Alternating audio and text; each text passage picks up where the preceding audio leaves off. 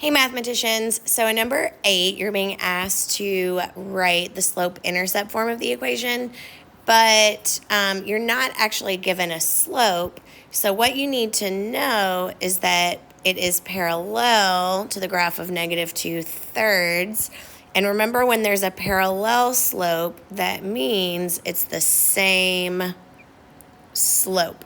So that means that m is going to equal -2/3. So we are going to use point slope, which is y minus y1 equals m times x minus x1.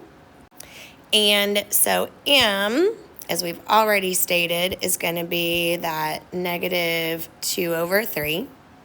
And then I'm going to bring the rest down here. Instead of y minus y1, and I'm going pretty quickly through this because we've worked several examples of point slope. So I'm going to replace it with y minus 1 equals, and then instead of x minus x1, we're going to use x minus 0. Oops, wrong color. Sorry about that. And it's still asking for slope-intercept form, which means that we are going to need to distribute, which will be -2/3 x, and then -2/3 times 0 is going to be 0. And I'm going to bring down that y minus 1, and then we still need to isolate the y. So instead of -1, we're going to do a +1 on both sides.